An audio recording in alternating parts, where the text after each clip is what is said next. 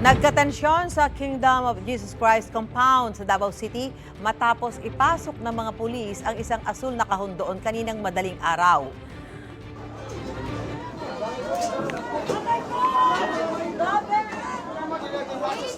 Hindi kasi pinakita ng mga pulis sa mga miyembro ng KOJC ang laman ng kahon. Hindi ito idinaan sa x-ray scanner na inalmahan ng ilang taga KOJC. Wala pang detalyeng ibinibigay ang PNP kaugnay nito. Nilinaw naman ng Davao City Regional Trial Court na hindi nito kinansela ang proseso ng pagsisilbi ng arrest warrant laban kay Kingdom of Jesus Christ founder Pastor Apollo Kibuloy. Kasunod yan ang inilabas ng korte na temporary protection order na tugon sa petisyon ng KOJC.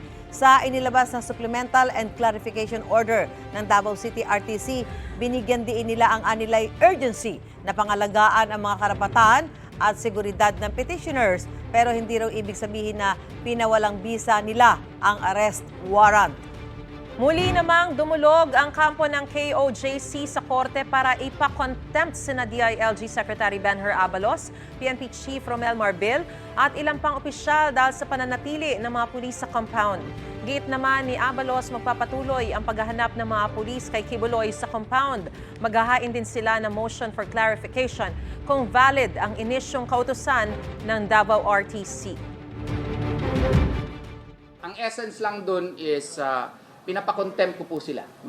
Siguro hindi kaagad yun mag-grant kasi nga pero at least may grounds na kami, and if we will be able to present evidences later on, baka mag-grant. Hindi ito TRO, nare-restrain kami. Wala sa order niya na titigil kami sa operation sa paghuli kay Kibuloy. Meaning, tuloy-tuloy pa rin ang paghuli ng PNP at paghanap kay Pastor Kibuloy. That is important. Kasunod ng TPO, nakakapasok na muli ang ilang taga KOJC sa compound, ngunit bantay sarado pa rin ito ng mga pulis. Wala pa rin nakakapasok na taga KOJC sa Cathedral. Sabi ng ilang miyembro ng KOJC, nagsimulang muli ang PNP sa paggamit ng ground penetrating radar sa Cathedral. Paniwala ng PNP na nasa underground bunker sa loob ng compound si Kibuloy. Itinanggi naman ng Police Regional Office 11 ang balitang binigyan ng PNP ng 2 oras ang KOJC para i-surrender si Kibuloy bago umano nila pasabugin ang KOJC Cathedral.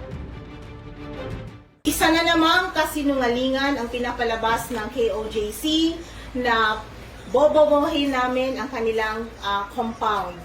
Kagaya ng kasinungalingan na sinasabi nila na pinutulan na namin sila ng tubig at kuryente. Kagabi, ang ganda-ganda ng ilaw ng KOJC compound.